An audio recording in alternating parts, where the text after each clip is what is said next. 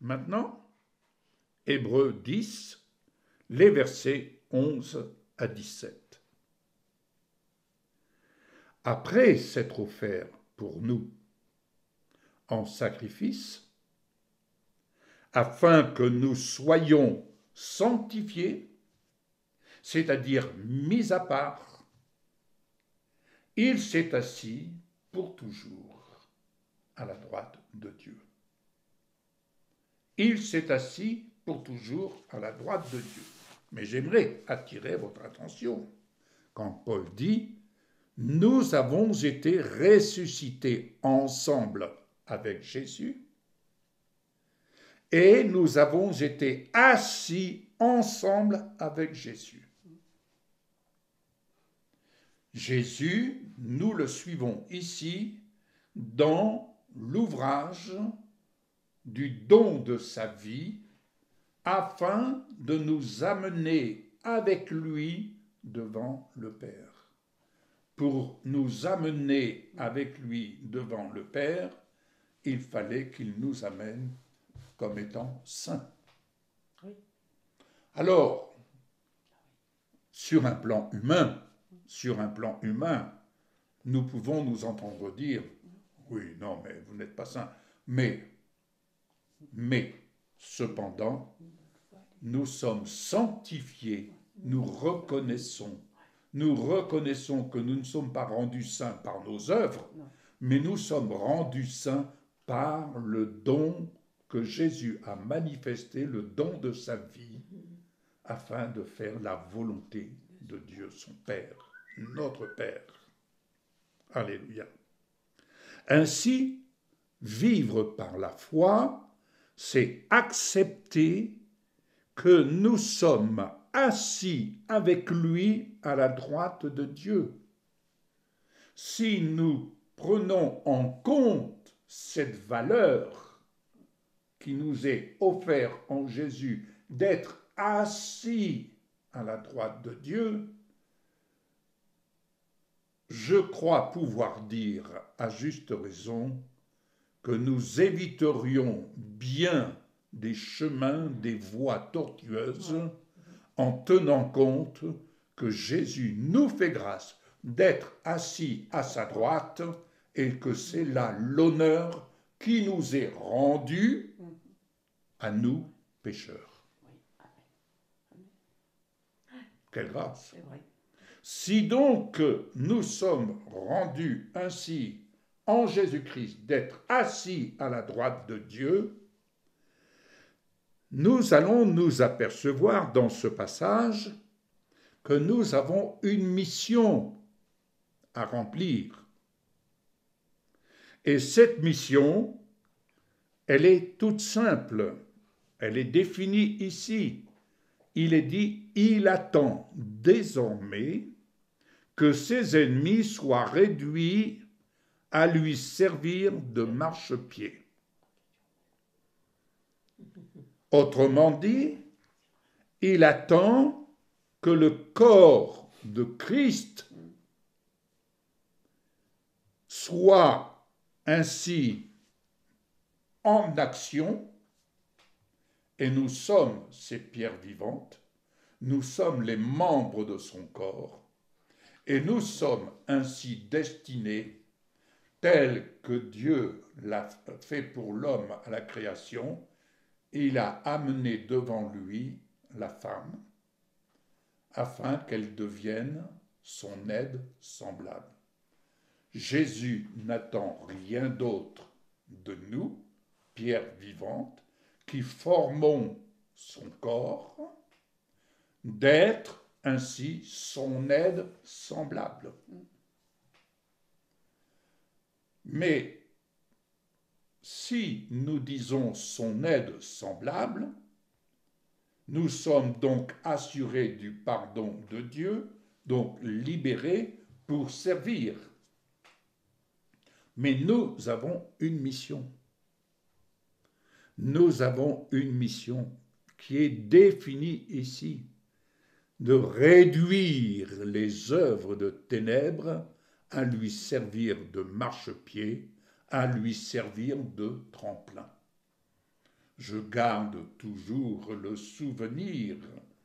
Un jour, lorsque j'étais amené à prier pour une dame, et cette dame avait un problème dans son foyer, et j'ai eu l'idée qui m'est venue, une idée que Dieu m'a donnée à ce moment précis.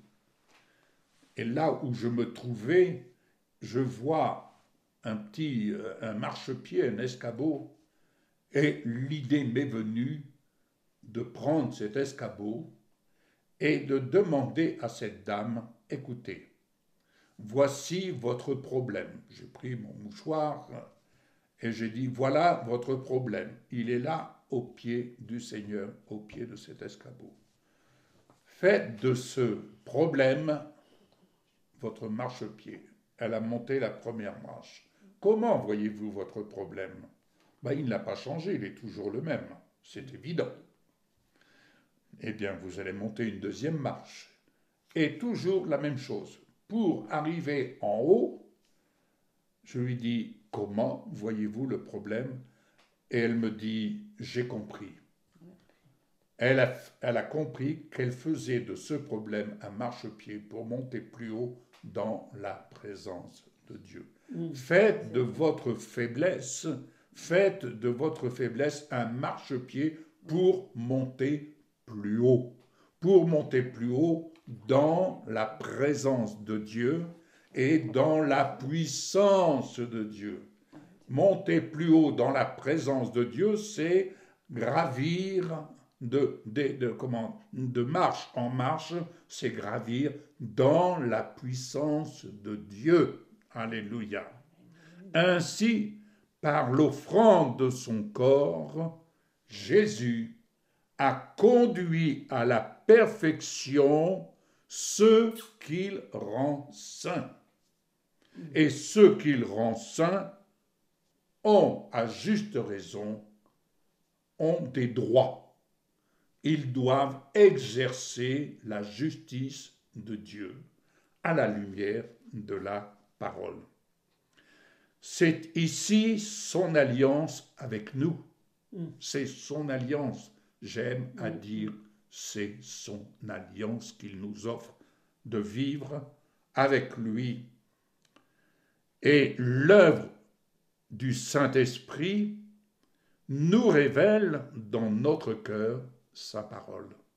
Il nous révèle au fur et à mesure que nous progressons le sens de sa parole, qui est esprit et vie, et il écrit alors ce qui nous révèle, il l'écrit dans notre esprit et sur notre cœur.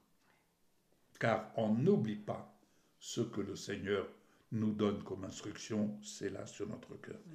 Et il ajoute quelque chose d'extraordinaire.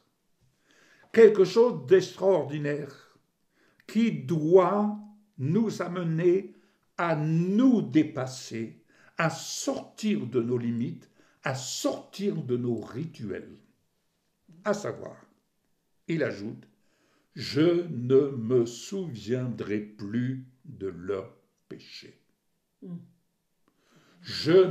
Voilà le pardon de Dieu. Je ne me souviendrai plus de leurs péchés. Est-ce que nous vivons le pardon de Dieu? Est-ce que vous vivez le pardon de Dieu? Ainsi, vivre le pardon de Dieu, c'est progresser, non pas en regardant notre passé, les erreurs de notre passé, mais en regardant jour après jour l'immensité de l'amour du Père qui nous est témoigné afin de rendre évident nous ne nous souviendrons plus de nos péchés. Pourquoi? Parce qu'il y a quelque chose de plus valorisant, c'est le don de l'amour de Dieu manifesté en Jésus. Lorsque cela est devant nous, on marche dans les traces de Jésus et dans les traces de la promesse où le Seigneur nous dit « Je ne me souviens plus de leurs péchés. » Car l'amour de Dieu est notre refuge. L'amour de Dieu est notre refuge et l'amour ne soupçonne plus le mal. Vivre dans l'amour, c'est vivre dans l'innocence du mal. Amen.